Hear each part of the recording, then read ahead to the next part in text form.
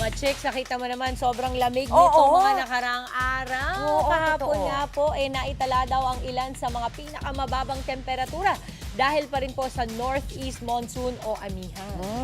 Magpapatuloy kaya ang nararanasang malamig na panahon sa ilang bahagi ng bansa? Alamin natin yan mula sa ating resident meteorologist, Weather Tito Alvin, na naka-turtleneck ngayon dahil sa laging may malamig na panahon para sa iyo.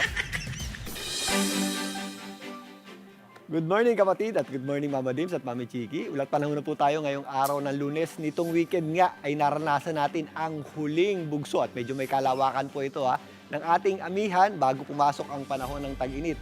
Sa katunayan, naitala sa ilang lugar sa ating bansa ang pinakamababang temperatura ngayong amihan season. Diyan nga po sa Baguio City, yan po ay 9 degrees Celsius noong nakaraang Sabado. At kahapon, umakyat yan ng bahagya pero may kalamigan pa rin Bumagsak naman po yan sa hanggang 9.4 degrees Celsius dyan po sa areas ng Baguio City. At sa Metro Manila naman, naitala ang pinakamababang temperatura ngayong amihan season.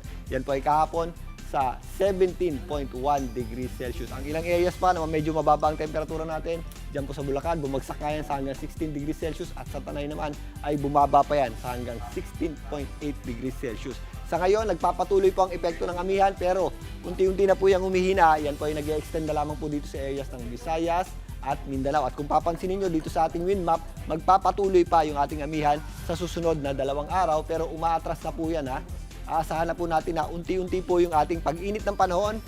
Sa darating na Wednesday hanggang Thursday, mauuna po yan dito sa western section ng ating bansa. Kasama na po dyan ng Metro Manila at susunod din agad itong eastern section ng ating bansa. Kasunod po ng pag-atras nitong ating amihan at ang pagbabalik nitong ating tinatawag na easterlies.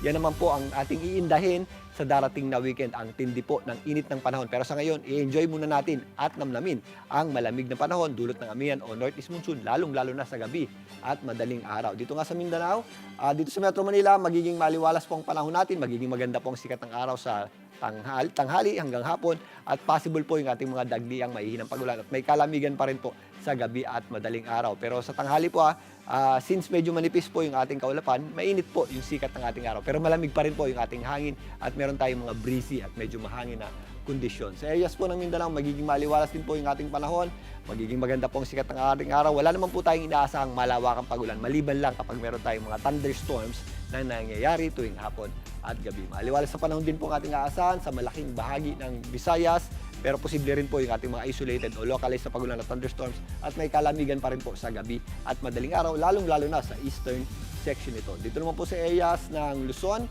ang ating mga posibleng mahihinang pagulan na dulot ng amihan ay maaaring maramdaman dito po sa mga areas ng Bicol Region, Quezon, Isabela at Aurora, maging dito sa mga kabundukan ng Kalinga, Mountain Province, Apayao, maging dito sa areas ng Benguet. Ito namang western section ng Luzon, kasama po dyan ng Metro Manila, medyo mababa po yung ating tsansa ng pagulan, magiging mainit po sa tanghali dahil sa medyo clear nga yung ating sky, ramdam na ramdam po natin yung init ng araw, pero again, malamig po yung ating hangin at medyo mahangin po tayo mula tanghali hanggang hapon.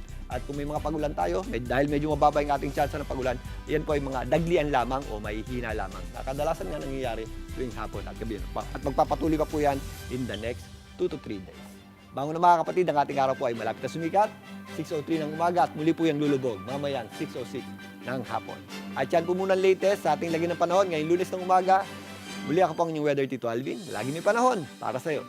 Mga kapatid, dito Alvin Pura po na laging may panahon para sa iyo, umaraw man o umulan, dapat laging handa. Kaya para maging updated sa pinaka-latest weather updates, mag-follow at mag-subscribe na sa social media pages ng News 5.